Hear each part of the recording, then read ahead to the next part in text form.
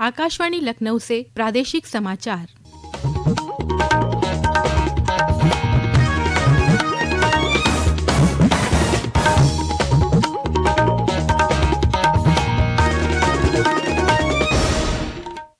मुख्य समाचार।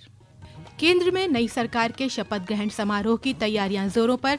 वरिष्ठ भाजपा नेता नरेंद्र मोदी कल तीसरी बार लेंगे प्रधानमंत्री पद की शपथ। मुख्यमंत्री योगी आदित्यनाथ ने आज लखनऊ में मंत्रिमंडल की बैठक को किया संबोधित। कहा, जनता के साथ संवाद, समन्वय और संवेदनशीलता की नीति अपनाएं। मुख्यमंत्री ने 1 जुलाई से लागू हो रही नवीन आपराधिक न्याय प्रणाली को लेकर तैयारियों की समीक्षा की। कहा, दंड की जगह न्याय पर आधारित हैं तीनों नए कानून।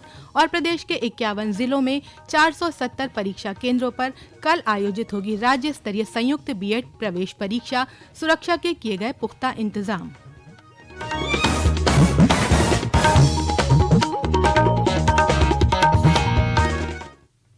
नमस्कार, प्रदेश के समाचारों के साथ मैं तनवीर फातिमा। केंद्र में नई सरकार के शपथ ग्रहण समारोह की तैयारियां जोर शोर से जारी हैं। राष्ट्रपति द्रौपदी मुर्मू ने एनडीए संसदीय दल के नेता नरेंद्र मोदी को नई सरकार के गठन के लिए आमंत्रित किया है। शपथ ग्रहण समारोह कल शाम 7:15 पर राष्ट्रपति भवन प्रांगण में होगा। राष्ट्रपति द्रौपदी मुर्मू श्री नरेंद्र मोदी और उनके मंत्रिपरिषद के सदस्यों को पद और गोपनीयता की शपथ दिलाएंगी। श्री मोदी ने कल राष्ट्रपति से मुलाकात की और नई सरकार बनाने का दावा पेश किया। इससे पहले भारतीय जनता पार्टी के अध्यक्ष जगत प्रकाश नड्डा के नेतृत्व में एनडीए के एक प्रतिनिधि मंडल ने भी राष्ट्रपति से मुलाकात की और एक पत्र सौंपा, जिसमें कहा गया था कि श्री नरेंद्र मोदी को भाजपा संसदीय दल का नेता निर्वाचित किया गया है। एनडीए के घटक दलों की ओर से समर्थन पत्र भी राष्ट्रपति को सौंपा गया। राष्ट्रपति भवन के बाहर श्री मोदी ने कहा कि एनडीए एक सुदृढ़, स्थिर और विकासोन्मुख सरकार का गठन करेगी।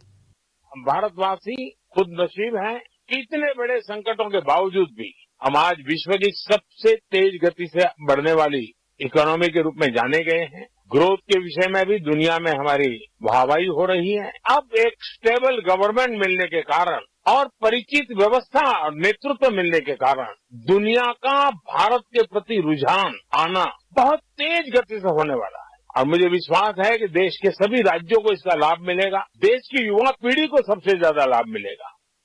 श्री मोदी ने कहा कि लोगों ने एनडीए सरकार को एक और अवसर दिया है और ये 18वीं लोकसभा नवीन और युवा ऊर्जा का स्रोत है। उनकी सरकार देशवासियों की आशाओं और आकांक्षाओं को पूरा करेगी।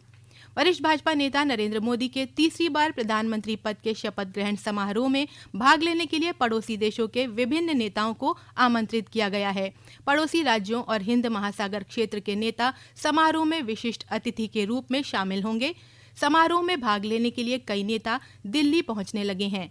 विदेश मंत्रालय ने बताया कि श्रीलंका के राष्ट्रपति रानिल विक्रमसिंघे, मालदीव के राष्ट्रपति डॉक्टर मोहम्मद मुइज़ू, सेशल्स के उपराष्ट्रपति अहमद अफीफ और बांग्लादेश की प्रधानमंत्री शेख हसीना शपथ ग्रहण समारोह में भाग लेंगे। मॉरिशस के प्रधानमंत्री प्रवींद्र कुमार जगनॉथ, नेपाल के प्रधानमंत्री पुष्प कमल दहल प्रचंड और भूटान के प्रधानमंत्री शेरिंग तोब्गे भी समारोह में भाग लेंगे। ये नेता राष्ट्रपति द्रौपदी मुर्मू द्वारा कल शाम आयोजित भोज में शामिल होंगे।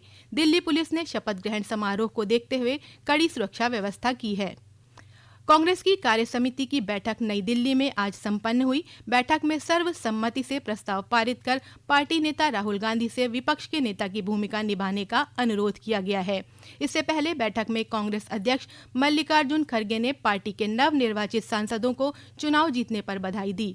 श्री खड़गे ने कहा कि कांग्रेस पार्टी को लोकतंत्र और संविधान बचाने के लिए लोगों का अपार समर्थन मिला है। उन्होंने ये भी कहा कि कांग्रेस इंडिया गठबंधन के सहयोगियों के साथ संसद के अंदर और बाहर एकजुट होकर कार्य करेगी।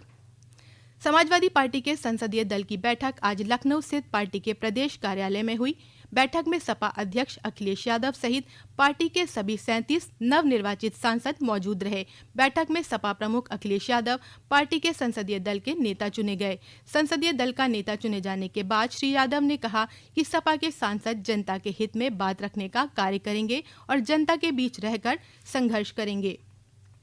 मुख्यमंत्री योगी आदित्यनाथ ने आज लखनऊ में मंत्रिमंडल के सहयोगियों के साथ बैठक की और सभी को जनता के बीच जाने, उनकी समस्याएं सुनने और उन्हें सुलझाने के निर्देश दिए। मुख्यमंत्री ने कहा कि मंत्री जनता के बीच जाएं, जनता के साथ संवाद, समन्वय और संवेदनशीलता की नीति अपनाएं।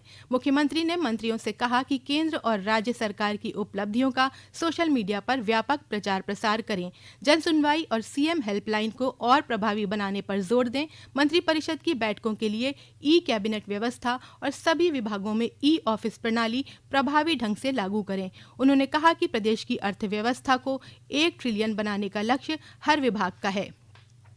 ये समाचार आप आकाशवाणी लखनऊ से सुन रहे हैं। मुख्यमंत्री योगी आदित्यनाथ ने आगामी 1 जुलाई से लागू होने जा रही नवीन आपराधिक न्याय प्रणाली के संबंध में कल बैठक कर तैयारियों की समीक्षा की। मुख्यमंत्री ने कहा कि नवीन व्यवस्था के अनुसार इंडियन पीनल कोड 1860 की जगह भारतीय न्याय संहिता 2023 स्थापित होगा। क्रिमिनल प्रोसीजर कोड 1898 की जगह अब भारतीय नागरिक सुरक्षा संहिता 2023 और इंडियन एविडेंस एक्ट 1872 की जगह भारतीय साक्ष्य विधेयक 2023 स्थापित होगा। उन्होंने कहा कि समाप्त किए गए तीनों कानूनों का उद्देश्य दंड देने का था, न कि न्याय देने का, जबकि भारतीय लोकतंत्र न्याय की अवधारणा वाला है।